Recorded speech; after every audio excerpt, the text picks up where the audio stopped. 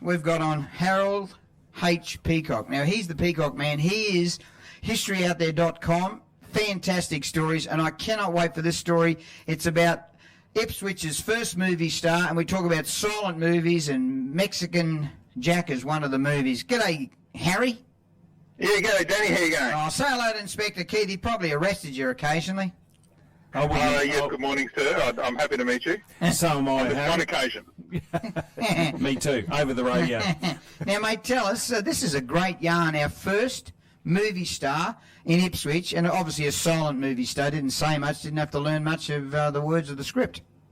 Yeah, that's right. And look, it all started with Beaumont Smith, who was Australia's most successful producer of silent films. He was famous for making movies with a low budget. Hold on, your phone. Your phone's gone offline a bit.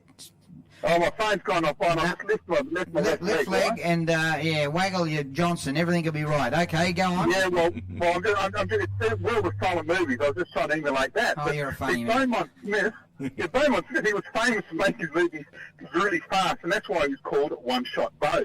And his films include things like adaptations of Banjo Patterson, Henry Lawson, and the Hayseed comedies. But in 1925, he went searching in regional Queensland for the next Australian movie star. And on Saturday, the 4th of July, 1925, he came here to Ipswich. Now, One Shot Beau had been to Ipswich before. It was back in his showman days in 1912, and he brought to the Ipswich Town Hall his Tiny Town Circus. Now, his publicity then promised that every performer was over 20 years old and under 35 inches tall. But I wouldn't have made the grade. no, that's right. Oh, just. But anyway, look, come 1925, he was here in the new and very impressive Winter Garden Theatre. Now, there he filmed screen tests for everyone who wanted to be a movie star, and he guaranteed that anyone who met his requirements would be given a contract. Well, the screen tests were done and then publicly shown at the theatre.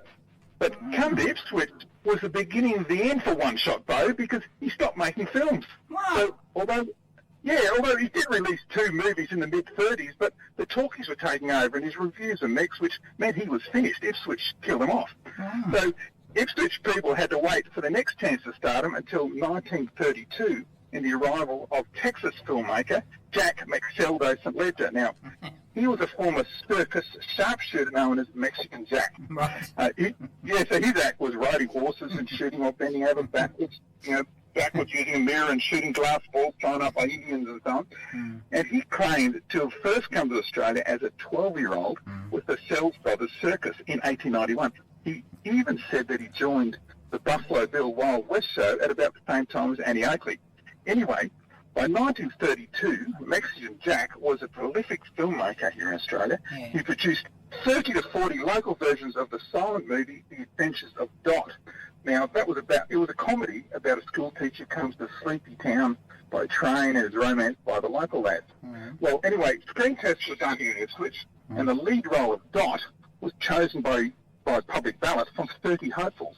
Then, for the last 2 weeks of February in 1932, filming was done right here in the streets of Ipswich. The world premiere was at the mighty Alpha Theatre on Station Road in Booval on the 2nd of March 1932. It was then that Ipswich's first ever movie star became 18-year-old Esther Marion, who starred as Dot. Now, she was born in Brisbane and grew up in Oakland, California, and lived in Brisbane Street here in Ipswich. She'd be 105 years old now, so someone out there might remember her. And she might even still be alive. If she is, she'd be called Eska Dodkin. Now, there were at least 47 versions of these things that Dot produced, because they were produced in local towns around Australia, but only 4 copies still exist, and they're at the Australian National Film and Sound Archive.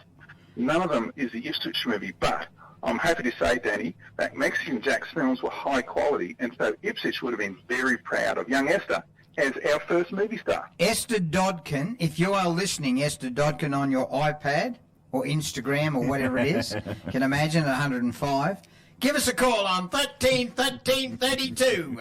We'd love to talk to you. Mate, you give us some great yarns. So our first ever silent movie star in Ipswich was Esther Marion, or Esther... Esther Marion, Esther Dodkin. Yep. She got married, obviously, and changed her name to Dodkin. Isn't that... See, that's great stuff. How do we find out about all this? Because you do come up on my Facebook post, And it's... Well, just go. Well, you can look for History Out There on Outlook or on Outlook on Facebook, and on Twitter and all that stuff. Or you can go straight to the website, historyouthere.com. In fact, I'm going to post a photo of Esther later this morning so you can see what she looks like. Mate, that's great stuff. We should be writing a book on all this stuff. You got a book? Oh, look, everyone's asking me that, and I just locked down a good opportunity to do it. So, yeah, look, we'll be putting something together, and I've got a couple in the pipeline. Well, I'm very good at doing prefaces, and just get me on board, and I'll do the preface for you. All right, mate, that was History Out... I want it, Danny. I want your photo. Thank you, mate. Well, I'll get that to you as well. History... Maybe the inspector's got a spare one from the station. Rightio, I will. HistoryOutThere.com, and you have your ears tuned on lockdown to West Bremer Radio at 8:19.